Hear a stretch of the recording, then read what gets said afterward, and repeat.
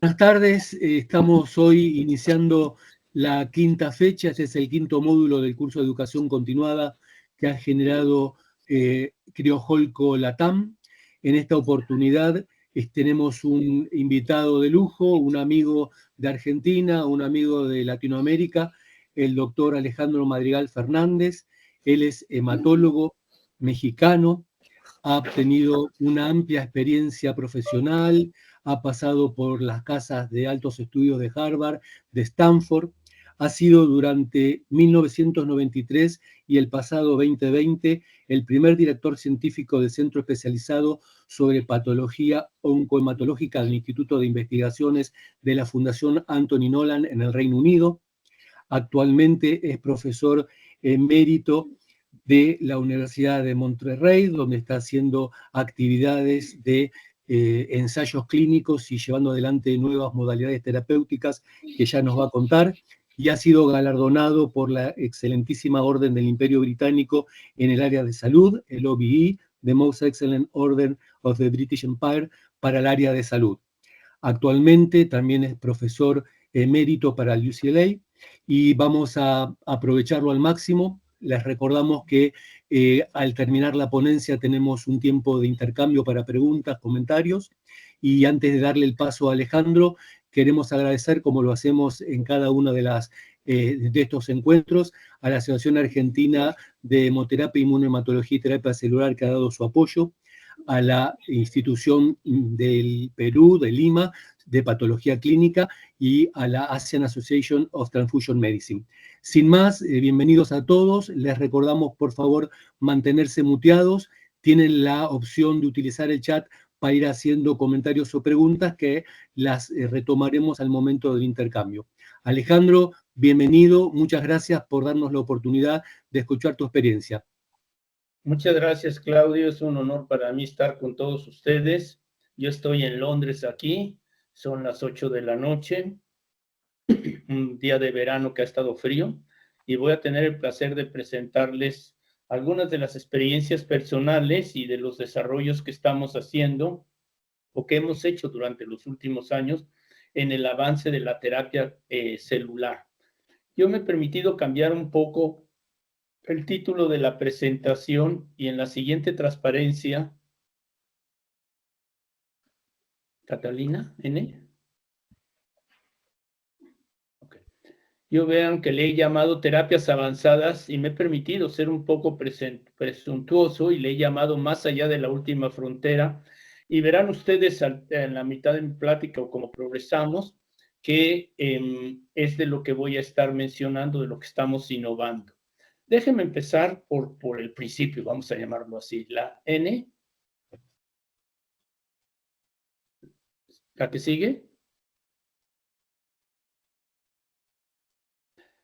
Como ustedes saben, la terapia celular como tal es una terapia que ha progresado desde los 50. Los trabajos iniciales de Donald Thomas y otros pioneros fueron los que permitieron incursionar en el concepto de tolerancia, de halogenicidad.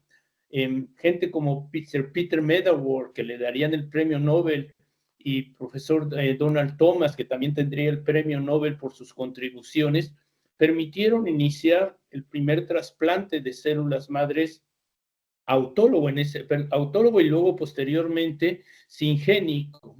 Estas curvas que ven aquí arriba de 1970, donde ven ustedes una gráfica de sobrevivencia, pues parecería ser prácticamente terrible. Aquí ustedes ven que solamente el 15-20% de esos pacientes que recibieron un trasplante en los años 70 sobrevivían. Pero hay que tomar en cuenta que estos pacientes, de alguna manera, todos fallecerían en ausencia del trasplante porque tenían unas condiciones como las leucemias linfoblásticas o leucemias agudas, que en este caso fueron tratadas por Thomas. Y estos trabajos alentadores, pues fueron fundamentales.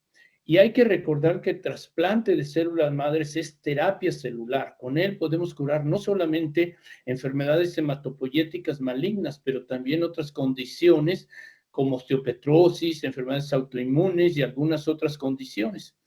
La sobrevivencia en los primeros años era terrible. Yo he hablado recientemente con las gentes como la profesora Elian Glugman y algunas otras gentes, y prácticamente estuvieron a punto de abortar los programas de trasplante porque la enfermedad de injerto contra huésped que tenían estos pacientes eran terribles. Los pacientes prácticamente sobrevivían a veces 1 o 2 de cada 10 que se hacían, y pues esto hacía muy difícil el tratamiento. Además, pues con estas condiciones los pacientes no les iba muy bien.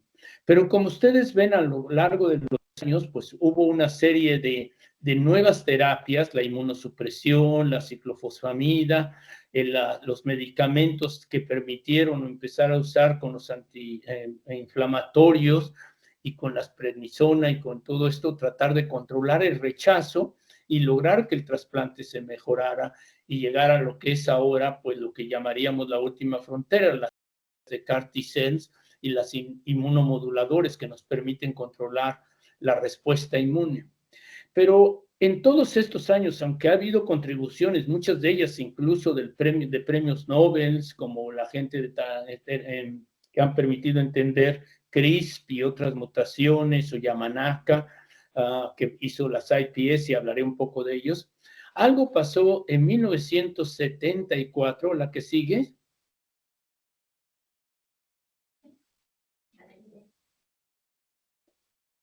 Catalina, la que sigue, ya. Y luego la que sigue, por favor.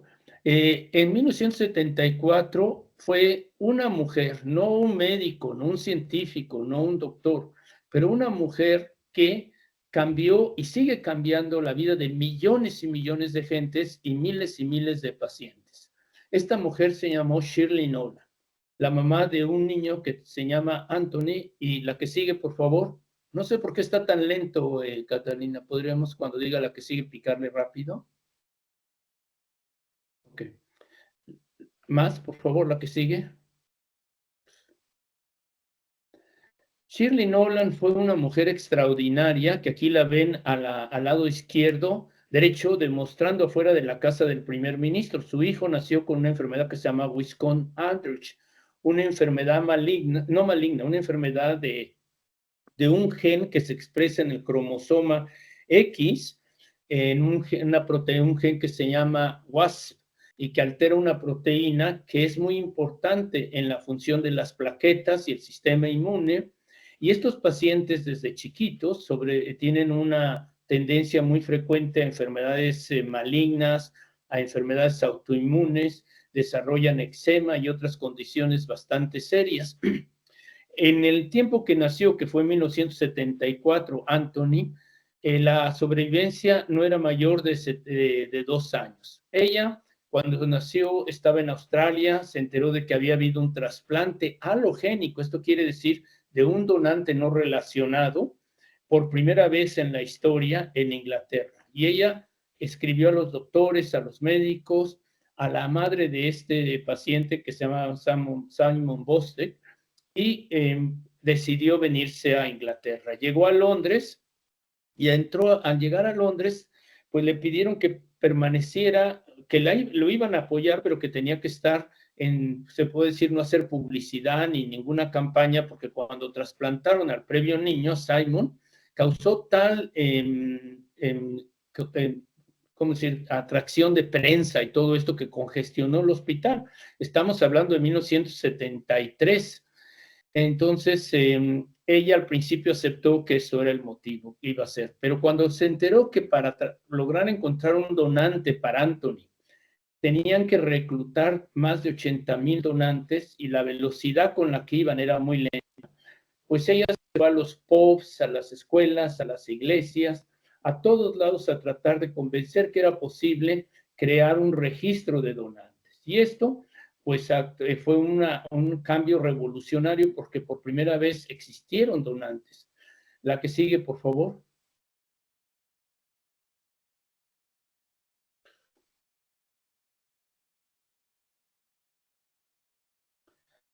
Anthony, lamentablemente, como ustedes ven, falleció a los 7 años de edad en 1979 sin encontrar un donante. La que sigue, por favor. que lamentablemente yo no pude transferir presentar mis transparencias desde aquí, la estamos haciendo con la presentación que yo envié previamente, entonces Catalina muy amablemente me está ayudando a pasarlas desde allá. Pero lo que quiero mostrar con esta transparencia es que actualmente, gracias a lo que esta mujer hizo y la influencia que ella tuvo, actualmente más de 40 millones de donantes están registrados en más de 50 países alrededor del mundo. Y esto ha llevado a que haya más de 50, como digo, más de 40 millones de donantes y millones de trasplantes que se han realizado. Yo tuve la fortuna hace muchos años, casi, de participar con el doctor Leonardo Feinboim en uno de los primeros trasplantes halogénicos que se hicieron en Argentina, y estuve trabajando mucho con algunos gentes, como algunos de ustedes, con los Leonardos, en hacer el primer registro de donantes no relacionados, y por eso tuve la oportunidad de ir muchas veces a Argentina y a otras partes de Latinoamérica. La que sigue, por favor.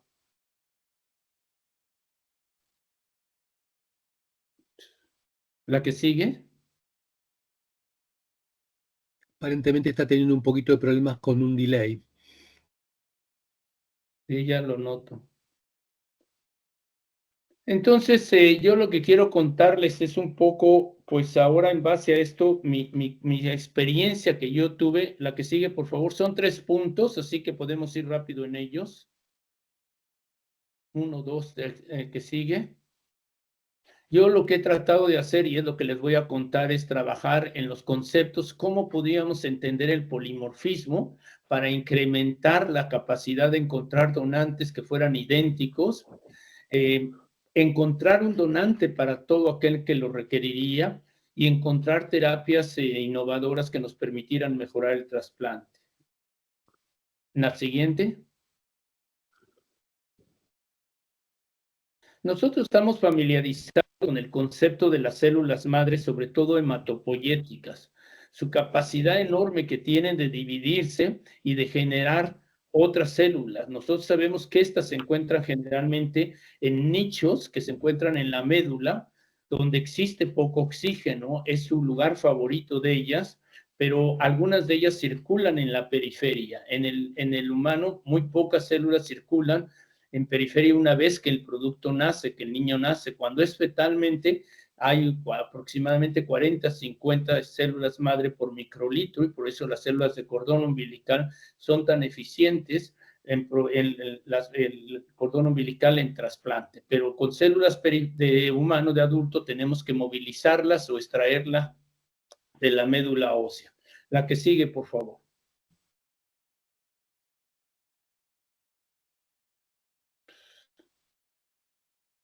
La que sigue, por favor. Voy a tratar de medir un poco más rápido porque con este pace de velocidad. Esta transparencia sí es bueno recordarla, porque uno no debe dejar de maravillarse que diariamente, y recuerden estas figuras de alguna manera porque se las puedo preguntar, nosotros producimos aproximadamente diario 200 billones de glóbulos rojos. Eso es a la americana, millones de billones de millones, pero son 200 billones de glóbulos rojos, 10 billones de glóbulos blancos y 40 billones de plaquetas. Diario estamos produciendo esta cantidad de elementos sanguíneos en nuestra periferia, lo que pareciera fantástico. O sea, el número de células madre que se están dividiendo para producir y generar esto, y además para producir otras células madres, es extraordinario. La que sigue, por favor. Pero nosotros sabemos que esto en ocasiones, esta gran división lleva a mutaciones severas que afectan la división celular, que afectan los genes, como en este caso, esta fotografía que ven aquí, son células de una leucemia mieloide crónica, donde vemos estos blastos enormes deformados, y hay que recordar que en ese momento, pues ellas van a ocupar totalmente, prácticamente, el nicho vascular, el nicho medular y desplazar la producción normal de las células. Entonces, un paciente con leucemia o con enfermedades malignas, pues va a tener condiciones como anemia, infecciones y sangrados continuos. La que sigue, por favor.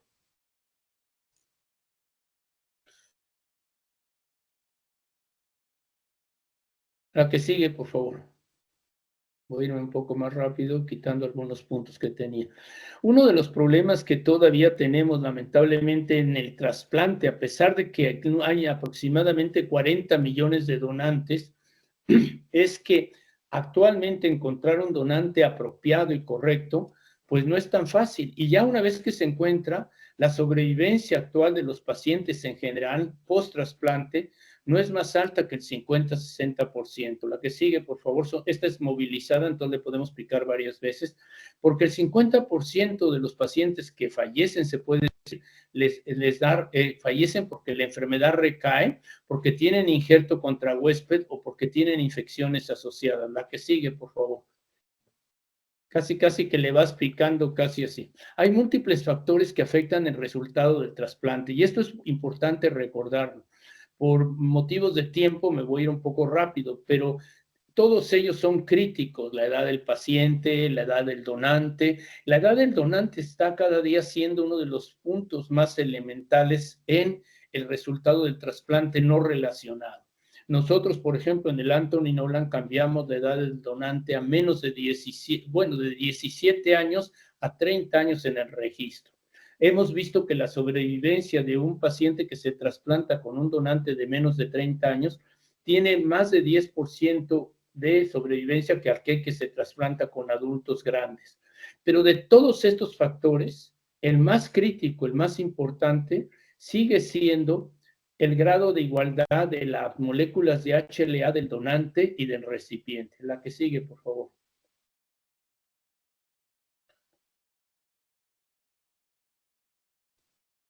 La molécula de HLA es la proteína más polimórfica que existe. Esa es una cristalografía de la molécula de HLA que vemos, que fue definida, como ustedes ven, ya cristalograficada en 1987. Yo empecé a trabajar con esta molécula a los finales de los 70 y desde entonces he seguido trabajando con ella. Y uno de los retos más grandes que hemos tenido es definir su enorme polimorfismo de tal manera que logremos proveer al donante su mejor molécula. Tiene más de 360 aminoácidos, que es cada uno de esos puntos, y es la proteína más polimórfica que existe en todo nuestro sistema. La que sigue, por favor.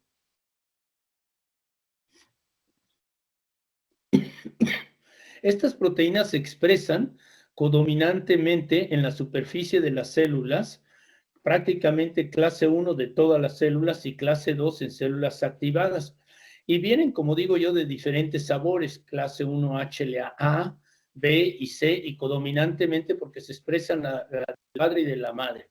Hay aproximadamente 250.000 de cada una de ellas en una célula presentadora de antígeno como una célula dendrítica. O sea, en un momento dado puede haber hasta 1,5 millones de moléculas de HLA en la superficie de una sola célula, y sabemos que una sola molécula de HLA presentando un péptido interno al linfocito T puede activarlo. Generalmente son aproximadamente 10,000 moléculas de un particular alelo presentando el mismo péptido que lleva la activación celular.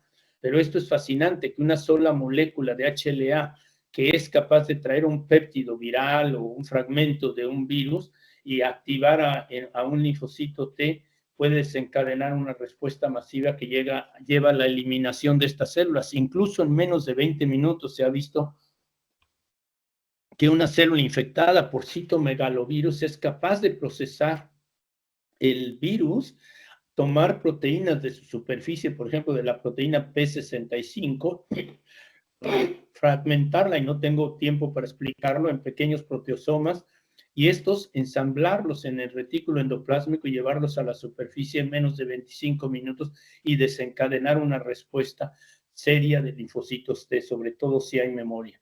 Esto yo le llamo, la que sigue, el código de barra, porque prácticamente todos tenemos, como quien dice, a través de estas moléculas en nuestra célula, la que sigue es un código de barra idéntico. Nuestras moléculas de HLA son todas idénticas en todas las células que tenemos. Heredamos del padre y de la madre la misma serie o set de moléculas paternas y maternas que nos dan prácticamente nuestra tipificación de HLA. Estas células, como digo, las expresamos en todas las células. Y ese es el reto que tenemos cuando tenemos que llevar al trasplante. Esta es la que sigue, sí, por favor. Es una escultura de Chillida, que yo la comparo un poco con las moléculas de HLA.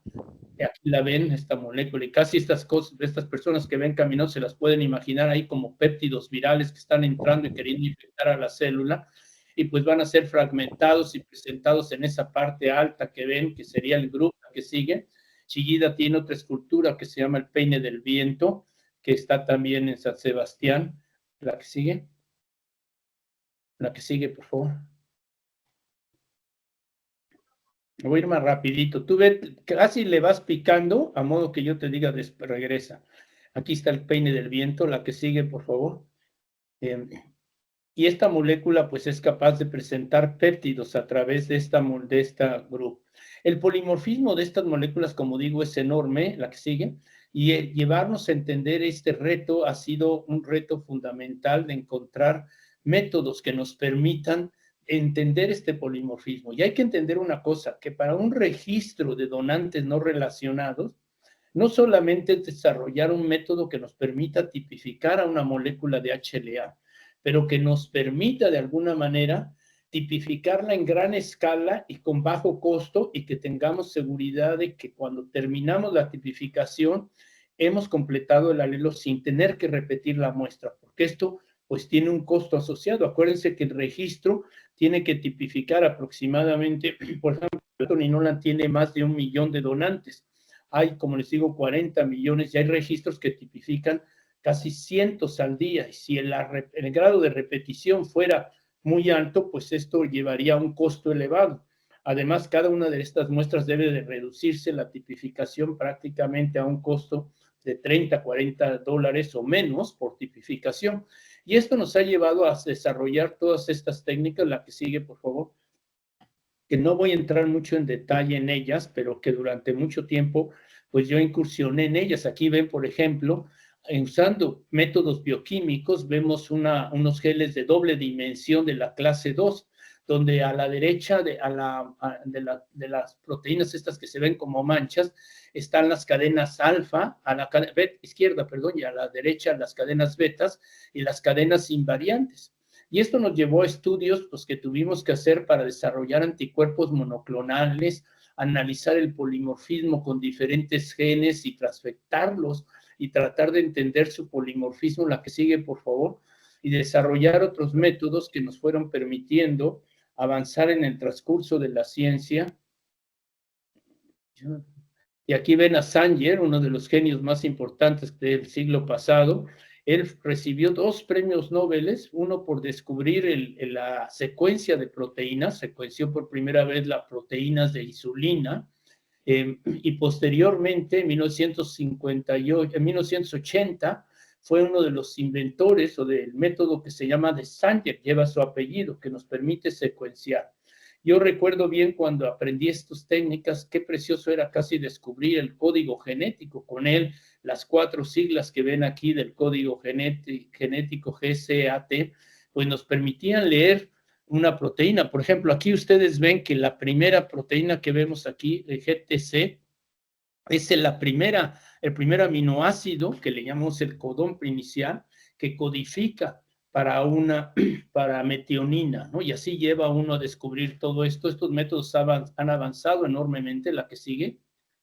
Casi vele picando, Catalina, vele picando, y yo, si te digo, retrásate, aquí ven publicaciones que hicimos, incluso en publicaciones de otras tribus y de otras gentes, tratando de entender el polimorfismo de estas moléculas en diferentes situaciones.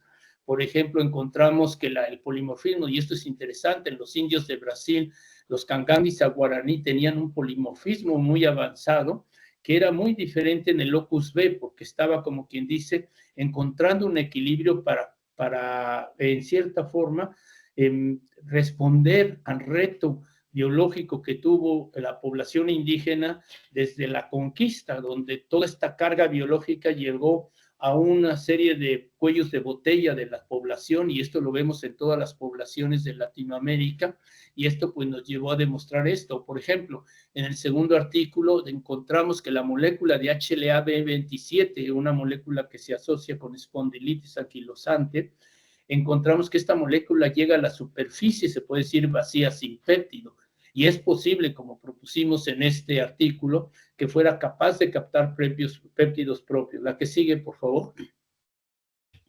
Y pues seguimos progresando con métodos así rápidos. Este es un método que inventamos en el Anthony Nolan con unos estudiantes mexicanos, donde hacíamos una serie de mecanismos heteroduples para generar una serie que nos permitían distinguir un solo aminoácido y alelos. La que sigue, por favor.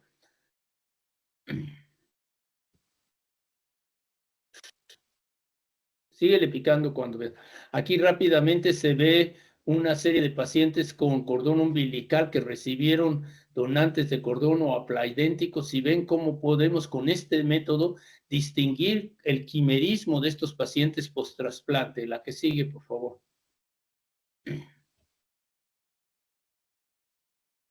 En fin, rápidamente, y aquí le picas otra vez, por favor, a la que sigue. Aquí vemos, como quien dice, el scope de lo que ha sido el desarrollo de técnicas, tanto clínicas como comerciales, para llegar a los métodos actuales de secuenciación de tercera generación y de segunda generación. Nuestro grupo fue el primero en implementar tercera generación en larga escala. La que sigue. Vele picando, por favor, a la que sigue. Aquí vemos un secuenciador que se llama Pacific Bioscience, la que sigue. En este podemos usar con estos microchips casi 40 alelos de diferentes individuos y secuenciar todo el codón. La que sigue. Vele picando, por favor, vámonos más rápido, para que no te esté diciendo. Aquí ven todo el codón completo, que es 3.3. Por primera vez somos capaces de secuenciar exón 1, 2, 3, todos los exones, incluso intrones, y demostrar que ellos juegan un papel importante. La que sigue. Y esto nos llevó a tener resultados importantes. ¿Se acuerdan las curvas que les mostré de Donald Thomas, donde la sobrevivencia era de casi 20, 15%? Aquí logramos sobrevivencias casi del 50, 60%, mostrando la importancia no nada más del HLA, pero también del papel de igualar por el citomegalovirus entre el donante y el paciente. La que sigue. Y esto en niños y en adultos, en niños la sobrevivencia es incluso tan alta como 80, la que sigue, o en algunas condiciones como Fanconi, incluso casi del 95 o 100%. Pícale, por favor. La que sigue. Aquí ven la sobrevivencia en Fanconi, impresionante, 100%. Es importante recordarles que, como les dije, nosotros tenemos una serie de alelos que se heredan codominantemente, uno por cada del padre y uno de la madre, y tenemos 3 sabores para clase 1, A, B y C, y de R, D, Q y de P. Cuando hemos hecho una serie de estudios durante muchos años, la pregunta era si alguno de ellos, un locus, era más importante, si el A o el B era más importante en generar injerto contra huésped o el DR. Actualmente podríamos decir que todos son críticos. En Estados Unidos, por ejemplo, ellos piensan que DQ no es importante. Nosotros recientemente hemos publicado datos que muestran que DQ y DP son críticos. ¿La que sigue?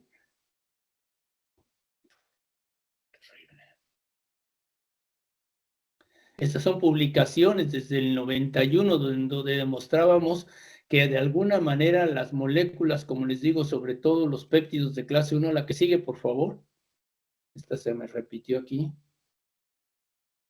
Pero estos ya muestran el papel de HLA-DP igualando, y que llevan incluso, si igualamos, otro de los retos que tenemos, y esto ustedes algunos lo sabrán, si logramos el donante idéntico al paciente, la frecuencia de recaída puede ser muy alta. Por eso generalmente no usamos el donante idéntico, el autólogo, porque esto lleva obviamente a una frecuencia de recaída alta. La frecuencia del relacionado también tiene una frecuencia muy alta de recaída, y por eso los halogénicos son mejores. Pero cuando logramos una identidad total de HLA con el paciente, la frecuencia de recaída puede ser muy alta, y esto lo publicamos en varios artículos. Y más recientemente en Lancet hemos publicado que incluso los exones, el péptido que le llamamos el líder peptide, que se codifica en el exón 1, puede ser tan crítico, y esto lo hicimos en colaboración con Effie Petersdorf en Seattle. La que sigue, por favor.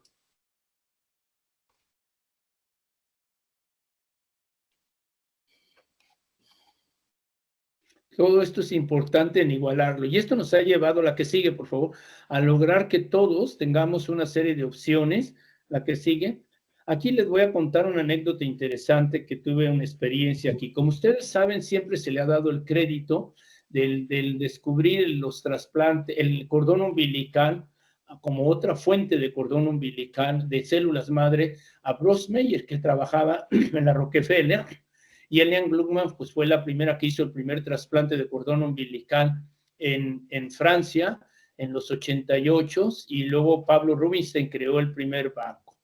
Pero como les digo, siempre se daba el crédito a Bruce Meyer de que él había sido el primero en desarrollar el primer banco, el descubrir que las células de cordón podrían ser progenitoras, tenían progenitoras y se podían usar para el trasplante. En 1996, la que sigue, por favor, estábamos en Viena, la que sigue, y nos enteramos de que la Rockefeller, donde trabajaba Bruce Meyer, quería, de alguna manera, la que sigue, por favor, patentar el uso de cordón umbilical. Estando ahí me encontré con un doctor que se llamaba Juan Besalduc. Aquí no se ve muy bien esta transparencia, aquí ya, perfecto. Y él en su tesis, y esto es bueno para ustedes chicos jóvenes que están ahí, que piensen que de alguna manera su trabajo podría ser motivo de un premio Nobel y está en una tesis que nadie le ha dado importancia o incluso que sus mentores de alguna manera no consideraron importantes. Él en 2 páginas nos permitió vencer a la Rockefeller con 3 o 4 frases que puso ahí después de su tesis en sus conclusiones, donde él fue prácticamente el primero en describir que las células de cordón umbilical podían ser células madres, que como dice aquí, podríamos pensar en su utilización como fuente de precursores para el trasplante hematopoyético. Si tenemos en cuenta además la inmunotolerancia del recién nacido, veremos que existe incluso posibilidad de utilizar donantes HLA no idénticos. La que sigue, por favor. Esta tesis estaba guardada en una universidad en Valencia y nadie le hacía caso, y con esto pudimos, con estas 2 páginas, demostrar que se había hecho ya un concepto tal, y con esto vencer, como quien dice, a todo un poderío como la Rockefeller que quería patentar el cordón umbilical, una cosa insólita que uno no podría soportar, ¿no? Mi hipótesis es que ya en sangre de cordón existe suficientes células troncales hematopoyéticas para realizar un trasplante, y lo que es más importante es la última, ¿no? Donde dice asimismo, podrían existir bancos de sangre de cordón con sangre criopreservada. Entonces, esto es un buen ejemplo para todos ustedes, chicos, como hay tesis que hacemos, trabajos que hacemos. Es más, su mentor no le dio importancia a esto, él quería seguir haciendo estudios y todo, le dijo, no, eso no es cierto, eso no está muy importante. Y pues gracias a ello hay más de 700 cordones umbilicales almacenadas en el mundo. La que sigue, por favor. Aquí nos vamos a ir un poco rápido. Y esto venció, como digo yo, a la Rockefeller. Aquí los ven, una derrota fundamental que tuvimos, que celebramos con mucho gusto. La que sigue, por favor.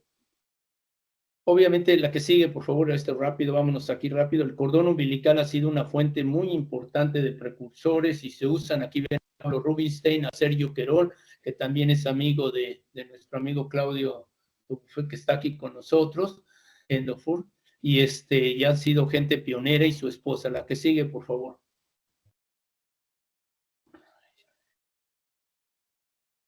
Vele picando. Con Sergio hicimos varios estudios que demostramos que el número de cordones umbilical, la que sigue, con más de 40.000 unidades podíamos cambiar el número de unidades, y publicamos varios artículos que hicieron la publicación. La que sigue.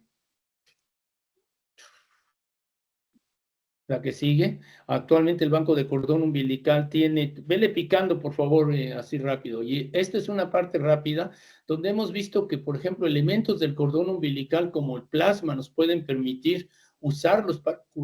La que sigue, úlceras, ya ni te digo la que sigue, vele picando, úlceras oculares. Aquí ven el plasma de cordón umbilical que con Sergio hemos hecho bancos de ellos. Aquí ven úlceras que se han tratado con la que sigue, con plasma de cordón, con resultados fantásticos en menos prácticamente de 20 días. También el plasma, la que sigue, el plasma de cordón se puede usar con gluconato de calcio y hacer como quien dice una pequeña gelatina, y esta se le puede aplicar a los pies de los pacientes. Aquí ven úlceras con pacientes diabéticos terribles que se pudieron tratar gracias a estas úlceras y reducir, y esto está en ensayo clínico con el grupo de Sergio Querol.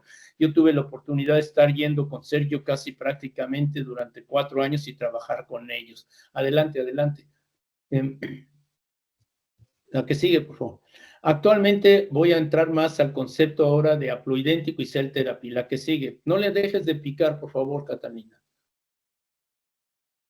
Y esta sí es importante, un momentito. Comparado con el haploidéntico, que es lo que tiene, te puedes regresar un poquitito, esa sí, gracias. Comparado con el haploidéntico, el cordón umbilical ha dejado de ser usado porque actualmente existe lo que se llama el haploidéntico plus, donde usamos el haploidéntico con ciclofosfamida. Y con esto hemos podido mejorar totalmente el resultado de trasplantes. Y estos puntos sí es importante porque van a ser casi motivos de preguntas. Una cosa que uno encuentra actualmente con el cordón umbilical, que se usaba mucho, es que actualmente no es tan superior como pensábamos con el haploidéntico. Como ustedes ven con el cordón tenemos un retraso de la recuperación de neutrófilos, un retraso significante y una más alto injerto contra huésped, ahí sí hay menos recaída, pero por otro lado también no hay diferencia entre las tres. Y esto ahora sí la que sigue, por favor. No, esto ha llevado a que el cordón umbilical ha disminuido y el haploidéntico. Déjenme entrar ahora en lo último, en la parte de lo que yo le llamo más allá de la última frontera. Adelante, por favor. A ver si aquí le podemos poner música, sonido. La que sigue. Bueno, esto sí lo sabemos que hay. Esto es una transparencia muy importante. Nosotros sabemos actualmente, gracias a una serie de estudios, que los linfocitos, como ven ustedes en esta transparencia, que no necesitamos ser histólogos o patólogos o nada, es importante. Ustedes ven en la parte superior izquierda un tejido tumoral y todo lo que ven como puntos cafés son linfocitos que están infiltrando este tumor. A este tumor le llamaríamos caliente, quiere decir que tiene una gran cantidad de linfocitos que están destruyendo a las células tumorales. La de la derecha, pues está un tumor frío, no hay linfocitos por ahí. Abajo, la inferior izquierda, pues eso me recuerda, como yo digo, a la policía mexicana, nada más están viendo desde afuera, pero sin hacer nada a lo que está pasando. Y este paciente, pues obviamente con este tumor no le iría muy bien, ¿no? Y esto nos ha llevado a entender que quizá podemos reactivar, adelante por favor, la que sigue, reactivar tumores mediante mecanismos diferentes, y en los últimos años hemos visto un avance en lo que es la terapia avanzada, que podemos dirigirnos contra el tumor usando checkpoints, bloqueadores como le llamamos, como el PDL1, targeting el huésped como sería con inmunoestimuladores, o lo que es más importante, el tumor, y ya hablé sobre el trasplante, ahora voy a hablar sobre CAR-T-cell. La que sigue, por favor. CAR-T-cell es algo que está revolucionando el tratamiento de múltiples pacientes. Sabemos, y aquí es la que sigue, por favor, sabemos que el linfocito T ha fallado en reconocer a la célula presentadora de antígeno por algún motivo. Y esto nos ha llevado a entender que podemos inmunomodular. La que sigue. Adelantito, te me vas viendo rápido, por favor, Catalina. Empiezan a inmunomodular las células. Aquí, vele picando. El linfocito T lo podemos cargar con un vector viral. Como ven aquí, se le inserta y esto modifica, hace que estas células expresen ahora en su superficie un quimera, una proteína que tiene un anticuerpo y la parte interna del receptor del linfocito T, y esto va a llevar al reconocimiento. Y esto ha sido un adelanto fantástico que desde 2017 está aprobado. Esta es la quimera, porque tiene, por un lado, un reconocimiento de anticuerpo. Estamos sustituyendo las cadenas alfa y beta del receptor del linfocito T por un anticuerpo que va a ser específico y va a reconocer una proteína expresada en el tumor, y el detonador interno de la célula, que sería la parte del receptor del linfocito T en algunas modificaciones. La que sigue, por favor. Ustedes ven aquí que y ahora hablamos de segunda, tercera generación primera generación. La primera nada más era el anticuerpo, la región variable del anticuerpo con la parte interna del receptor, el CD3Z. La segunda generación incluyó ya ciertas coestimuladores como la CD28 y las terceras generaciones que ya incluyen otras proteínas como 4,1-BB y CD28, y estas son importantes señales que hacen que la memoria y la estimulación y la expansión sean más críticas. La que sigue, por favor. El proceso es sencillo, se hace una féresis del paciente. Esta féresis se manda actualmente a una compañía farmacéutica. Ahí, mediante una serie de interleuquinas, se expanden un poco estas células y posteriormente con diferentes vectores, que ustedes ven aquí, pueden ser transposomas, o retrovirus o lentivirus, u otros elementos como RNA, se modifican genéticamente y añadiendo el CAR que les mencioné. Estas células posteriormente se expanden más, se checan y se regresan al paciente. Este proceso puede llevar a 10 a 21 días y puede ser un proceso lento, que en muchos pacientes, incluso 10%, pueden morir porque el tiempo que lleva la célula. La que sigue. Pero los resultados son extraordinarios. Pacientes que tenían una mortalidad prácticamente del 100% por recaída, todo tipo de tratamiento, actualmente estos pacientes se mandan a su casa prácticamente en 2 o 3 semanas cuando toleran las complicaciones que se podrían tener, que pueden ser una liberación de citoquinas muy importante y un daño cerebral serio. La que sigue, por favor. En todas las condiciones hemos logrado, en condiciones malignas, todavía, por ejemplo, en la leucemia mieloide aguda, todavía tenemos problemas. Hay marcadores que se están usando, hay coestimuladores que se están usando, pero todavía la respuesta deja mucho que desear y tenemos que hacer mucho trabajo. Mi grupo está trabajando un poco en eso actualmente, en el grupo que hemos desarrollado en México. Pero vean estas respuestas, esto es fascinante, esto nunca lo habíamos visto con nada. En el lado izquierdo ven un paciente con un linfoma difuso de células B, con un CAR T-cell, y lo que ven arriba con esas rayas al lado izquierdo, pues son los ganglios linfáticos que prácticamente, como ustedes ven, prácticamente en 2 meses se desaparece. La que sigue está más ejemplificada en la siguiente transparencia, donde ven un paciente con mieloma múltiple que recibió un CAR con BCMA, y vean todos esos puntitos negros que se ven a la izquierda en el paciente en un PET scan, prácticamente han desaparecido. Es prácticamente milagroso, esto no lo habíamos visto. Y muchos de estos pacientes están curados.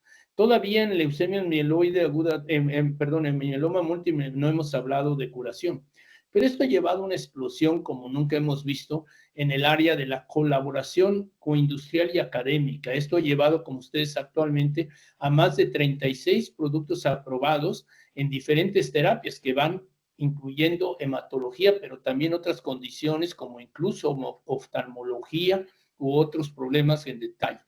Actualmente hay 6 CARs aprobados por la FDA y 2 ¿cómo se llama? En mieloma múltiple, pero en el mundo, incluyendo los CARs de China, son más de 10 CARs que se han sido aprobados y el número de ensayos clínicos supera los 1,200 ensayos clínicos que están actualmente con ello. La que sigue, por favor.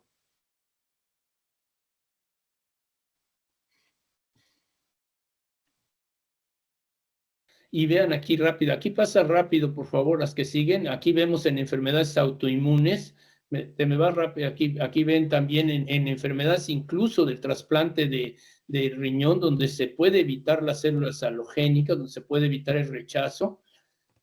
Adelante, por favor, adelante. Este es un paciente con lupus. Vean la fotografía a la izquierda, cómo tiene una reacción severa tanto en cara o en la piel y cómo prácticamente clarea todo. Interesantemente, en lupus, muchos de estos pacientes, la que sigue, por favor, muchos de estos pacientes, incluso con insuficiencia renal, se recuperan totalmente. Pacientes que requerían diálisis 2 veces a la semana o 3. Esto es importante porque quiero demostrar aquí que la mayoría de esto pues lleva mucho tiempo, 10 a 28 días, y además un problema que no he mencionado. El costo asociado a esto es enorme, puede costar casi $400,000, $500,000, que lo hacen casi prohibitivo para algunos países y usan todos ellos mucho del problema lentivirus y retrovirus. Si pudiéramos cambiar esto, pues podríamos reducir el costo asociado a la que sigue. ahora un poquito rápido. A ver, esta si le damos sonido. Y yo digo que esto es los lentivirus y retrovirus, es como poner un vector y que cuestan casi 4 millones o 5 millones, como lo que cuesta un Ferrari, y a veces pues esto no se inserta correctamente y estamos viendo en enfermedades, cáncer secundario en algunos casos, porque estos se insertan donde no deben. La que sigue, vete un poquito rápido, Catalina, lo más rápido que pueda, a ver si esta suena, dale. ¿Tiene sonido?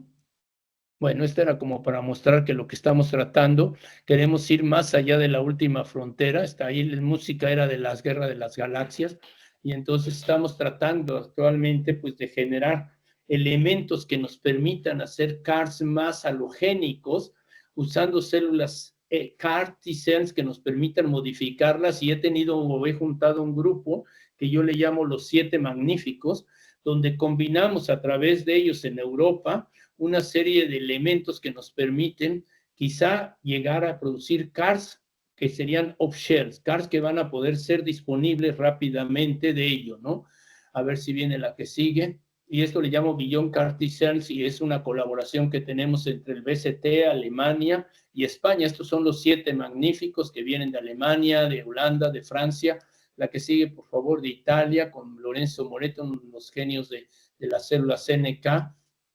Y la idea es generar CARs halogénicos mediante el método que fue descrito inicialmente por Yamanaka, que le dieron el premio Nobel. Vete rápido, por favor. Le dieron el premio Nobel con lo que se llama IPS, Induced Pluripotent Stem Cells. Yamanaka demostró, como ven aquí, con la adición de 4 genes que ven aquí, podemos transformar a las células y hacerlas de células normales, CD34, y regresarlas a células embrionarias, incluso germinales, que podrían generar un individuo con 4 genes. Eso es extraordinario. Y nosotros estamos usando esto en células homocigotas de cordón umbilical.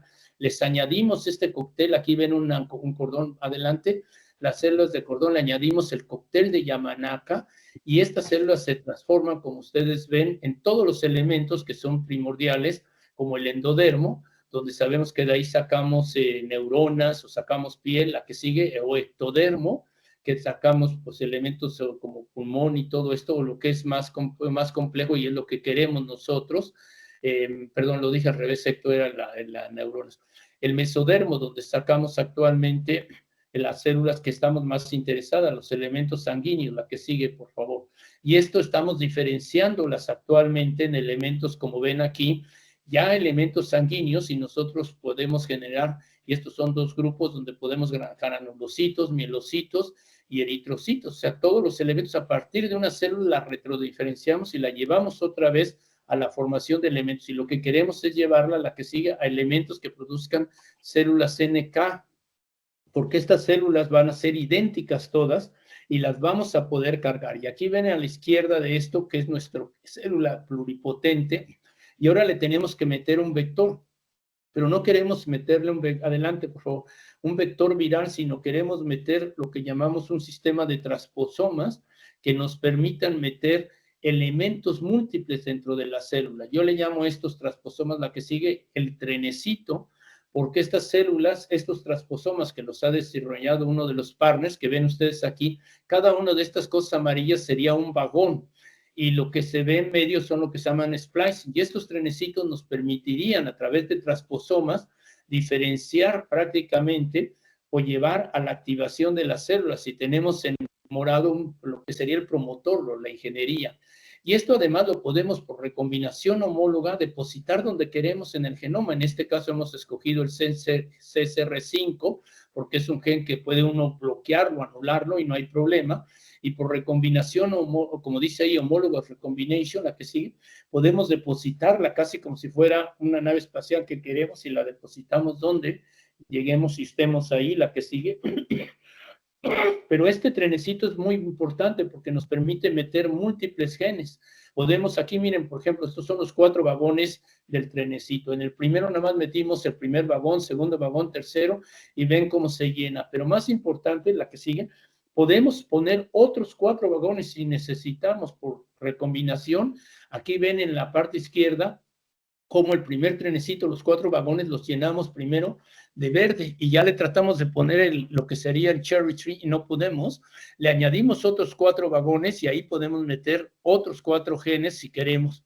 Y esto es importante porque cuando queremos navegar en células tumorales, la que sigue, por favor, nos permitiría meter múltiples genes con ello, como serían, por ejemplo, interleuquinas, genes suicidas. Tenemos un gen suicida con switching redundancy que nos permitiría abortar en un momento dado destruir estas células con solo un ciclo, la ciclomir o con otros medicamentos, pero podemos meter múltiples CARs. Tenemos CARs como el CD19, que es el que se usa, pero en ROR2, que ustedes ven ahí, es una proteína que se expresa en glioblastoma, en cáncer renal, en cáncer de mama y en otros cánceres. Un solo CAR, como el ROR2, que es un anticuerpo que reconocería esta proteína, el CAR, podría llevar a la eliminación de tumores como glioblastoma, y tenemos modelos animales donde lo demostramos.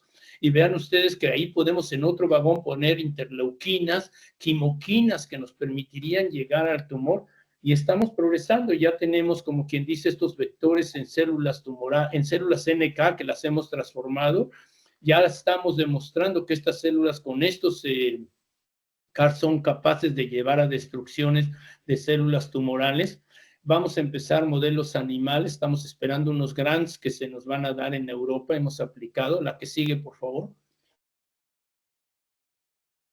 Y esto pues va a llevar quizá a tener múltiples targets, o sea, ya como les mostré, los CARs mismos actuales autólogos se están usando como enfermedades autoinmunes y todo. Nosotros, si pudiéramos hacer una batería de células idénticas, de células NK que tienen el vagoncito adentro, pues las podemos cargar contra lo que queremos. Incluso uno de los proyectos de colaboración que tenemos es contra aspergilosis. Tenemos 2 CARs que reconocen aspergilos, pero también podríamos entrar, como mencioné ahorita, en glioblastoma, en fibrosis cardíaca y tratar, por ejemplo, en aging, porque se ha demostrado que ciertas proteínas asociadas a las células senescentes pueden ser targets para eliminar células tumorales. La que sigue.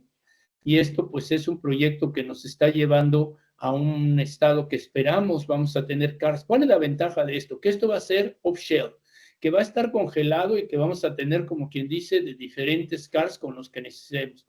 2, que el costo asociado a esto va a ser muy costo. Mientras que ven ustedes aquí, para preparar un CAR autólogo se necesitan de 3 a 6 semanas, el costo que mencioné de casi $500,000, la activación de las células y el problema de un riesgo de secundarios, que además usar vectores, mientras que en la off-shell nosotros lograríamos una larga escala, podríamos controlar la flexibilidad, tendremos genes suicidas con mínima toxicidad. Este proyecto pues nos ha permitido y ha sido calificado por algunos referees, la que sigue por favor, como uno de los proyectos de más desarrollo de importancia más allá de la frontera, como digo. Y pues estas ya son mis últimas transparencias donde yo digo que esperamos con esto tener un CAR halogénico que nos permita llevar a la producción de múltiples factores. Y con esto primero quiero agradecer a Catalina por toda su asistencia, por su ayuda, obviamente a Claudio y a todos ustedes por su amabilidad y por haberme escuchado. Me disculpo por la velocidad de presentación de las conferencias, pero fue un problema técnico que tuvimos, no sé, mi computadora no lo pudo aceptar y con gusto tomaré algunas preguntas si gustan. Muchísimas gracias, Alejandro. Bueno, en 50 minutos nos has trasladado desde tu experiencia el ayer, el presente y el futuro.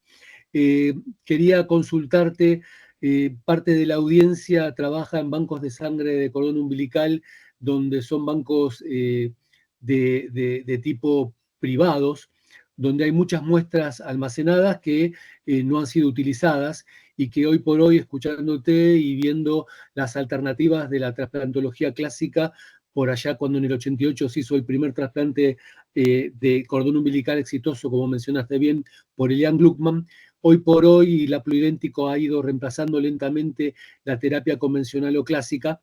¿Qué ves desde el punto de vista de tu experiencia y cómo ves que se perfila el futuro para la sangre de cordón umbilical, que hoy está criopreservada, para nuevas incidencias patológicas que pudieran ser tratadas desde el punto de vista celular?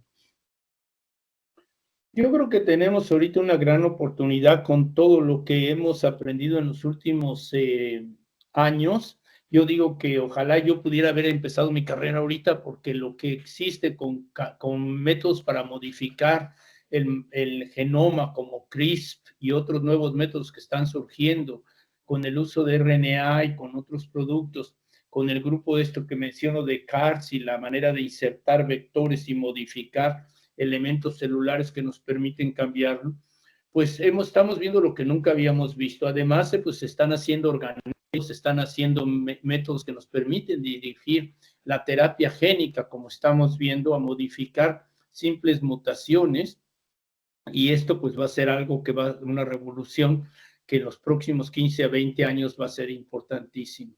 La pregunta es, ¿qué hacemos con tantas unidades de cordón umbilical almacenadas en el mundo si realmente la dominancia, por razones logísticas, aunque el cordón umbilical todavía para mí es una de las fuentes principales de células madres y los resultados con trasplantes de cordón, pues son absolutamente fantásticos en comparación con otras. Es verdad que, como mencioné, y hice una comparación con el haploidéntico muy importante, que ya es más actual, que el haploidéntico sí está siendo un factor dominante. Y de hecho, las últimas transparencias presentadas en EBMT y en otros congresos muestran que las curvas de cordón umbilical están yendo. ¿Alguien tiene el micrófono prendido? Por favor, mutearse, que estamos teniendo interferencias. Gracias. Se están yendo hacia abajo. Perdón, ¿podrían apagar sus micrófonos? Se están yendo hacia abajo y el haploidéntico para arriba. Eso lo acabo de ver incluso el viernes en otra presentación. Y pues todo esto hace preguntarse qué vamos a hacer. Una de las cosas que mostré es cómo hemos seleccionado en España el grupo de Sergio Querol, lo que llamamos el proyecto Hispania, donde buscamos en todos los cordones almacenados en España en bancos públicos, cordones que fueran homocigotos para células, para HLA, tanto paternas, maternas, que tuvieran todo clase 1 y clase 2, homocigoto, de tal manera que logramos encontrar, no muchas, la verdad, fueron casi 10 unidades que son compatibles con los fenotipos más comunes de Europa. Y estas células son las que estamos usando para hacer iPS. Y hay un gran interés a nivel mundial, se puede decir, desarrollar un banco de células iPS homocigotas a partir de los diferentes bancos de cordón. La pregunta que uno se tiene que hacer en los bancos de cordón privado, y eso es más complejo, es que obviamente nosotros tenemos un criterio muy estricto en los bancos. No digo que no se haga igual en los bancos privados, pero la velocidad de congelamiento, la selección de las unidades que se almacenaron en términos de número de células y todo, pues es más estricta. Aunque actualmente, como mostré, algunos métodos de expansión en cordón umbilical están empezando a ser prometedores, pero aún así la expansión de células CD34 in vitro todavía sigue siendo un problema o un riesgo asociado a costos, además de los del cordón. Entonces, no tengo una respuesta clara, pero yo creo que sí podemos ver, por ejemplo, una de las cosas, si se analizan lo que está haciendo, por ejemplo, el Banco de Cordón de Barcelona está usando incluso, y acabamos de publicar un artículo con ello, de sangre de glóbulos rojos para transfusiones en neonato en el proceso de la separación, pero este es en el procesamiento, en el plasma con gluconato de calcio para hacer el tratamiento en las úlceras, en el plasma para resultados oculares, que es mejor que nada. Los oftalmólogos ahorita que han participado en este ensayo clínico en España están deseosos de tener más muestras de esto. Entonces, la idea es qué vamos a hacer con estas unidades de cordón mundialmente. Yo creo que debemos estar contentos que las células haploidénticas, el trasplante haploidéntico ha venido a dominar porque nos permite traer trasplantes a regiones que lamentablemente no teníamos capacidad de ofrecer los costos asociados o no teníamos las poblaciones representativas en los diferentes registros mundiales. Pero sí es cierto que el impacto que está teniendo en cordón es muy serio. Alejandro, otra consulta que surge es si tienes experiencia en terapia celular con células mesenquimales. Nosotros, y no tuve mucho tiempo de hablar sobre ello, pero también con el grupo, primero mi grupo y luego con el grupo de Sergio, hemos hecho varios elementos. Nosotros hemos estado trabajando mucho con células mesenquimales de cordón umbilical, sobre todo de Wharton jelly, más que de otro elemento. Y hemos desarrollado algunos ensayos clínicos con el grupo de Sergio Querol, que ahorita, por cierto, ya no está en el banco de sangre, no sé si sepan, pero ya no está en PCT, ya se cambió como director del grupo de la Fundación Carreras para el Registro de Donantes, pero con él se iniciaron varios protocolos y también con Joan García en diferentes condiciones. En las células mesenquimales, como sabemos, es una población muy heterogénea, incluso dentro de una misma población podemos tener células diferenciadas. Acabo de estar en un curso en Murcia donde hubo gente muy especializada en el curso de terapias avanzadas en puro uso de células mesenquimales para diferentes condiciones. Y la verdad es que sí hay resultados muy interesantes que se observan, por ejemplo, en osteoartritis, en disminuir injerto contra huésped, en potencialmente reparar sistema nervioso central después de secciones, en reparar procesos inflamatorios serios. Sin embargo, el problema que tenemos con las células mesenquimales es su homogeneidad, por llamarla así, y su estado de reproducibilidad. Y los ensayos clínicos que hemos tenido, pues lamentablemente nos llevan a la incertidumbre de si ellas llevan a un resultado adecuado. Yo sí creo que los resultados, sobre todo en osteoartritis y en algunas enfermedades inflamatorias osteogénicas, osteoarticulares, es importante. Por Pero favor, mutéese, por favor. la pregunta que yo incluso hacía es si después de tanto ensayo clínico, donde todavía después de miles de ensayos clínicos, puedo yo decir, después de miles de ensayos clínicos, vemos que los resultados son tan ambiguos que uno dice, bueno, funciona, tenemos que seguir usándolos como controles o podemos tomar la incertidumbre como hacemos con la aspirina. La aspirina no te quita el dolor de cabeza todas las veces que te la tomas, ¿no? O sea, depende de qué y sin embargo te la tomas. Obviamente es un producto homogéneo y los resultados son más medibles, pero la pregunta es si con condiciones éticas, con aprobaciones, y esto es una pregunta que yo hice al grupo allá, con la condición, con aprobación de las instituciones académicas legislativas de cada país, se aprueba el uso en condiciones donde hemos visto resultados. Yo no lo pondría, por ejemplo, en corazón, como se ha puesto en miocardio y todo esto, en forma, porque los resultados muestran solamente 5% quizá de mejoría o algo. Pero en osteoartritis, en otras condiciones, yo creo que ya podríamos permitirnos usarlo, notificando al paciente que esto no está completamente confirmado, pero que es un medicamento o una opción cuando no tenemos otras opciones. Está claro. Acá Abelino Guardado, que es un colega y amigo mexicano, te consulta. Doctor, en su opinión, ¿qué tan factible ve la incorporación del sector privado en conjunto con lo académico y el sector público para incrementar el registro de unidades hematopoyéticas de cordón umbilical que puedan ser aprovechables de estas estrategias que usted ha comentado, en particular en el tema de la producción de las IEPSS, sobre todo en México? Yo creo que es una buena pregunta. Hay bancos de cordón que han tomado una actitud en algunas partes del mundo donde tratan de tener un modelo doble, un modelo donde guardan el banco privado y participan también bajo requerimientos y cuando se aprueba en una donación altruista, en una donación como banco público. Y esto pues ha funcionado parcialmente, no como se esperaba o como sea. Y obviamente la inversión de los bancos privados pues es masiva.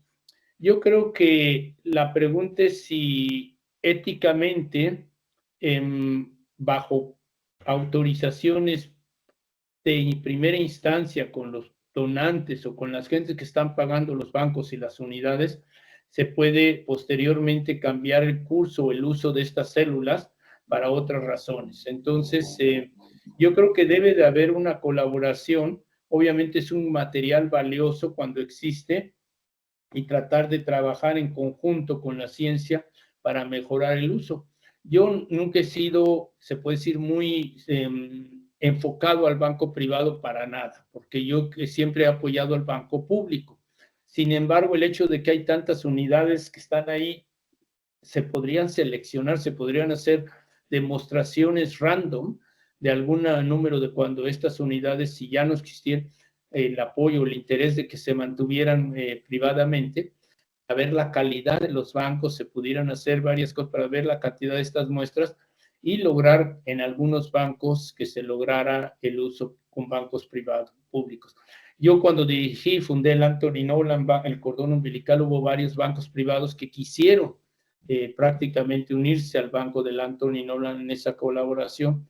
Y nosotros, por motivos de que nosotros somos una charity y un registro, tuvimos que mantener esto aparte para que no creara confusión entre los donantes privados públicos que tenemos y el interés que tiene el hecho de que es un banco altruista totalmente, ¿no? Pero quizá podrían existir algunos modelos de ello. Bien. Alejandro, para ya ir cerrando, voy a hacerte el último comentario a ver qué opinás. Desde el punto de vista de tu experiencia en Europa y en México precisamente, ¿cómo ves las posibilidades de ensayos clínicos que puedan llegar a término y que puedan encaminarse en Latinoamérica, donde tenemos diferentes mecanismos regulatorios en diferentes países latinoamericanos y que de alguna manera nos estamos viendo un poquito frenados en estas posibilidades de tener autorizaciones para avanzar, como por ejemplo mencionábamos hace unos minutos atrás, el uso potencial de mesenquimales en osteoartritis cuando de pronto ya no hay más opciones, o como ha habido algunos casos publicados sobre el uso, por ejemplo, muy interesante conjuntamente con la cirugía en los chiquitos que nacen con flap, con labio leporino. ¿Qué opinas al respecto? Yo creo que una de las cosas que estamos fallando en Latinoamérica es en participar más con la industria farmacéutica en ensayos clínicos bien hechos. Y esto se debe a varios motivos. Uno de los motivos principales es que, por ejemplo, uno dice, voy a participar en este ensayo clínico y recluta uno 10 pacientes en lugar de los 100 que hemos prometido que se van a hacer por razones de compromiso o esto. O el otro es el problema que tú mencionas, que es las agencias regulatorias, que desde el principio eso imponen un freno a las industrias farmacéuticas de venir a nuestros países porque no lo tenemos claro ni bien aprobado con ellos.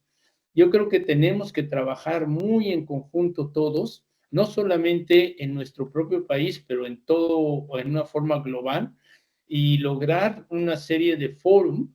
Una de las cosas que tiene la comunidad europea, obviamente, que es muy impresionante, es la capacidad que tiene de lograr una misma voz en asuntos de interés internacional europeo, donde cada país suma a sus representantes de la comunidad. Nosotros en México, en Latinoamérica no tenemos eso.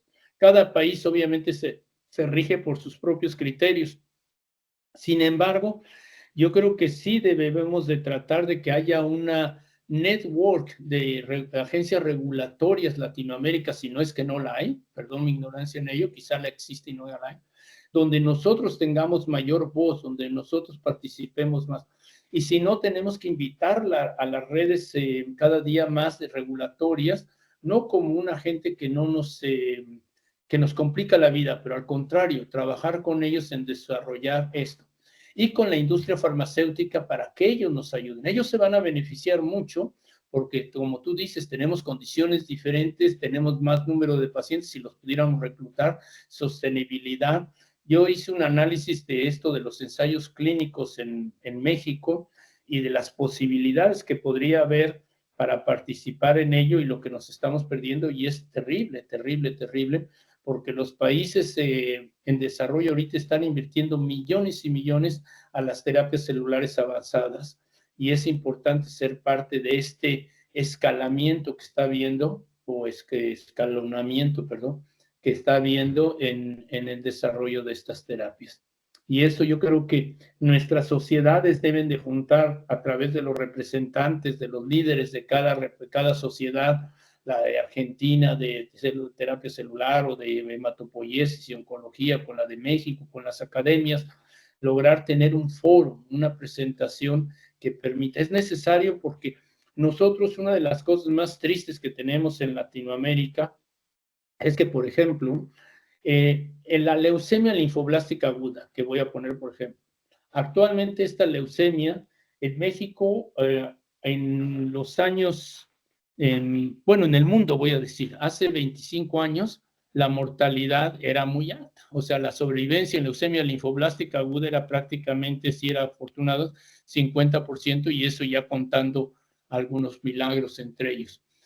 Esto actualmente no es el caso. La sobrevivencia en leucemia linfoblástica aguda es prácticamente casi del 90%. Y los que recaen, ese 10% que recaen, el 70% en niños, tiene una sobrevivencia casi del 70%. O sea, quiere decir que en países de primer mundo, si le llamamos así, la sobrevivencia en estos niños es tan alta como el 95% o 90%.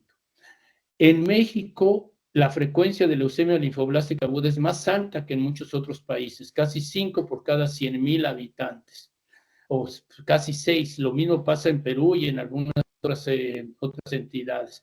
Y sin embargo, nuestra sobrevivencia, ya simplemente sin Carticel, simplemente con el acceso a medicamentos y todo esto, en ocasiones no supera el 60%. Esto no es permitible, esto no es algo que podemos seguir aceptando. Nosotros tenemos que hacer algo para luchar para que haya una igualdad o por lo menos una aproximación mundial. Nuestro continente no es un continente donde haya tanta pobreza como, digo, la hay, lamentablemente, pero lo que necesitamos es que haya más responsabilidad global de todas las autoridades, de todos nosotros, para hacer accesible a las quimioterapias, accesible a todo esto para los pacientes que las requieren. En Inglaterra se hace un esfuerzo a través de diferentes foros, de diferentes charities, para convencer al gobierno que tiene que participar activamente en apoyar ensayos clínicos, en apoyar que estos niños tengan acceso o pacientes a tratamientos innovativos con cáncer y que se desarrollen otras cosas. Creo que nosotros todos tenemos una responsabilidad en ello. Yo actualmente me estoy dedicando un poco más a enfocarme a México, ahora que terminé con el Anthony Nolan. Pronto publicaré un artículo que habla sobre este concepto de las leucemias y el desarrollo de otros modelos. Entonces, creo que es eso con lo que podría yo terminar. El concepto de que todos, sobre todo las gentes jóvenes que vienen, no tomar un no por answer, no tomar una cosa negativa porque no hay otra manera de hacerlo, incluso buscar otras opciones, sino tratar de hacer maneras que podamos lograr hacer muchas cosas. Alejandro, realmente un placer. Creo que esta parte del intercambio ha sido tan valiosa como tu presentación. Y por un lado, agradecerte nuevamente. Y como te escucho, vos sos de los míos, de aquellos que nos ponemos la mochila al hombro y decimos adelante mis valientes y avanzamos. Y no solo eso, sino que te escuché en un par de oportunidades decir que te gustaría en esta época estar comenzando de nuevo. Pero bueno, siempre hay que pensar qué voy a hacer cuando sea grande. Así que a seguir trabajando. Y si vienes por Argentina, espero que podamos reunirnos nuevamente como en aquella oportunidad hace ya más de 15 años y almorzar juntos. Muchas gracias para ti. Ha sido realmente muy placentero escucharte y muy valioso. Y muchas gracias a todos los que han participado. Les recuerdo que este fue el 5º módulo. Nos queda para el 30 de julio la última intervención, donde vamos a hablar sobre criopreservación. Así que Alejandro, si quieres decir tus últimas palabras, adelante. Te mando un muy fuerte abrazo. No, nada más, muchas gracias a ti, obviamente, también a Catalina y a todo el grupo que ha trabajado en la organización de este evento, pero también a todos los que están aquí, desearles mis mejores deseos de que ustedes que están ahí escuchando pongan todo su esfuerzo para hacer un cambio. Gracias y seguimos en contacto. Hasta cada momento, muy amable.